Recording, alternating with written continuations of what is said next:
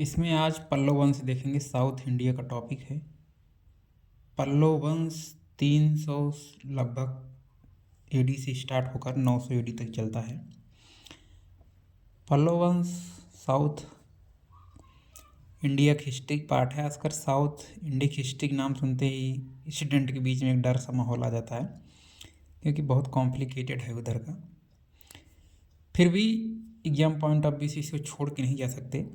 बहुत गिने चुने क्वेश्चन जो आते हैं उनको कम से कम पता होना चाहिए। तो पल्लव वंश की पूछेगा सबसे पहले राजधानी कौन सी? कांचीपुरम, तमिलनाडु में है। एक्चुअली ये तमिलनाडु वाले एरिया में ही पाया जाता है, मतलब इधर तमिलनाडु, उधर ईस्टर्न कोस्ट पे, उधर जहाँ चेन्नई उन्नई के आसपास वहीं पाया जाता है। ये पल्लव वंश का जो विस्तार था। तो उसकी राजधानी देखेंगे, जो राजधानी है वो कांचीपुरम है। ठीक है। और इसके बाद दूसरी चीज़, इस फेमस क्वेश्चन जो बन सकते हैं उसका ये रहेगा कि इसका संस्थापक कौन था? सिंह विष्णु। और सिंह विष्णु के समय में क्या हुआ था, इसके सीक्वेंस हम देख लेंगे कौन कौन राजा थे। सिंह विष्णु थे महेंद्र वर्मन प्रथम, महेंद्र वर्मन द्वितीय और नरसिंह वर्मन द्वितीय, अपारजित वर्मन लास्ट थे। कुछ लोग कहेंगे इसमें नरसिंह वर्मन प्रथम कहाँ गए, तो वो बहुत इंपॉर्टेंट राजा नहीं थे, इस वजह से उनको स्किप कर दिया गया है। तो हाँ, हम थे यहाँ पे सिंह विष्णु। सिंह विष्णु के समय पे भारवी नाम के कवि उनके दरबार में रहते थे। उन्होंने एक रचना लिखी थी कीर्तार्जुनीयम।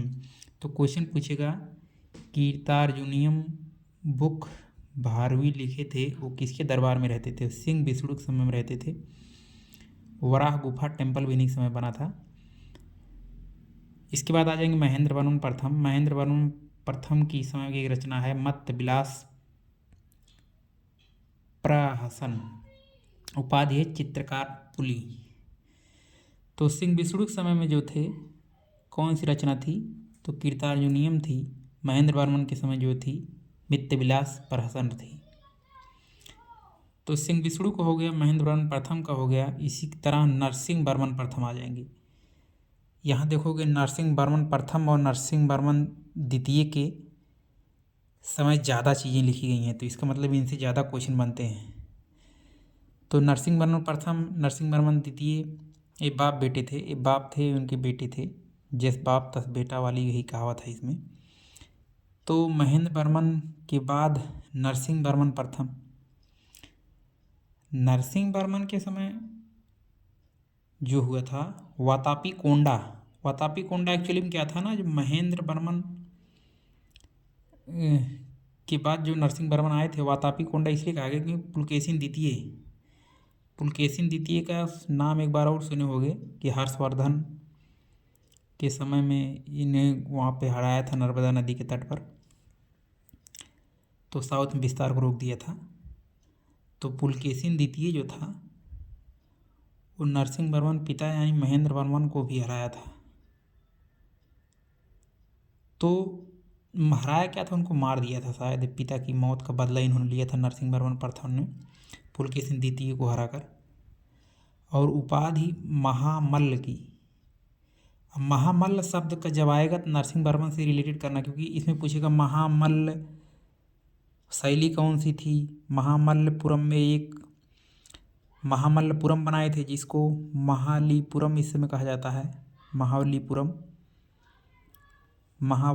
इस समय कहा जाता है। पहले महामल्लपुरम वही का नाम था। एकाश्मरथ मंदिर या सप्तगोड़ा मंदिर भी इसी कहा जाता है। ये वहीं बना था महाबलीपुरम में। किस शैली में बना था? महामल्ल शैली। तो मल्ल जो देखोगे तो मल्ल ही नरसिंह वर्मन प्रथम का समय था। नरसिंह वर्मन प्रथम के समय हेनसांग भी आया था, चीनी यात्री था। ये वहाँ हर्षवर्धन के समय में भी गया था, जो नॉर्थ में राजा थे। तो ये हेनसांग का वही समय है 640 के आसपास, इसी समय यहाँ आए थे। और 5 रथ टेम्पल भी नरसिंह वर्मन प्रथम के समय।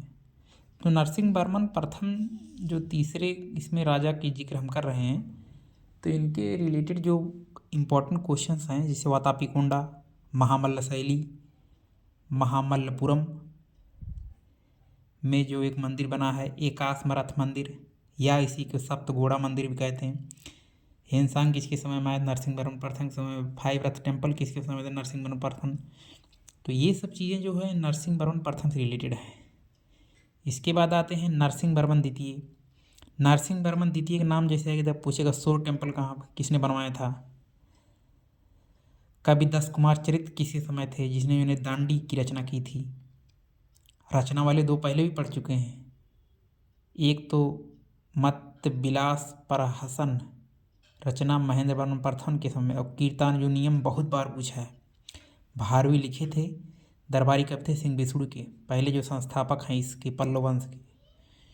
हाँ, तो हम थे नरसिंहवर्मन द्वितीय के समय की बात कर रहे हैं। तो कांचीपुरम का कैलाश मंदिर, कांचीपुरम यहाँ की राजधानी भी है, तो कांची का कैलाश मंदिर जो था वो यहीं पे बना था, और इसी के साथ द्रविड़ शैली का विकास हुआ। तो कभी कभी क्वेश्चन पूछेगा कि द्रविड़ शैली नॉर्थ इंडिया में प्रचलित है कि साउथ इंडिया में?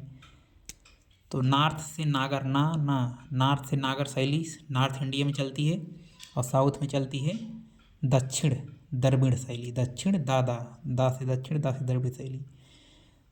तो नरसिंहवर्मन ही शुरू किए थे इसकी शैली, द्रविड़ शैली का शुरुआत। शोर मंदिर भी यही बनाए थे, एकातेश्वर मंदिर भी यही बनाए थे। दस कुमार चरित्र जो कवि थे उनकी रचना दांडी किए थे, मतलब दांडी रचना दस कुमार चरित्र कवि किए थे। दरबारी कवि नरसिंहवर्मन के थे दस कुमार चरित्र, दरबारी कवि सिंह विष्णु के समय थे भारवी। महेंद्र वर्मन की रचना मत विलास पर हसन थी। पूछेगा पल्लव वंश का अंतिम शासक कौन था? अपराजित वर्मन, जिसको पराजित न किया जा सके। अपराजित वर्मन लास्ट रूलर थे, नाम है केवल था अपराजित वर्मन, बाकी इनको पराजित कर दिए थे। एक आए थे आदित्य प्रथम। आदित्य प्रथम इनका जिक्र जो है चोल वंश से। चोल वंश बहुत खतरनाक वंश था नॉर्थ का। चोल वंश दरअसल इसीलिए जाना जाता है जो वहाँ के नेवी के लिए जाना जाता है। नेवी बहुत मजबूत थी चोल वंश की, ऐसे बहुत इम्पोर्टेंट राजा थे। तो पूछेगा इसमें चोल वंश एक्चुअली में 1 से 3 भी था, फिर 3 से 9 तक, 300 से 900 तक इसके जो राजा थे वो इन्हीं के, इसका दबदबा चल रहा था पल्लव वंश का। तो इन्हीं के समय पे उन्हीं के अंदर रह के काम करते थे। उसको क्या बोलते हैं? सामंत बन के रहते थे। लेकिन mid of 9th century, mid मतलब 900 सेंचुरी, 900 ईस्वी जब चल रही थी 9th सेंचुरी, इसमें जिसे 21वीं सदी चल रही है, 9वीं सदी जब चल रही तो इसी मिड में मतलब 850 में पल्लव वंश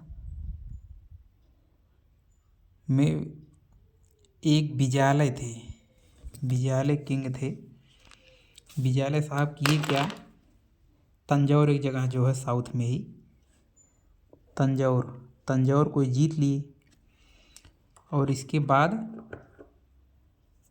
कब्जा करके उसकी चोल वंश की, लेटर चोल वंश उसको बोलते हैं, चोल पहले भी था, लेटर चोल वंश की नींव स्थापित कर दी।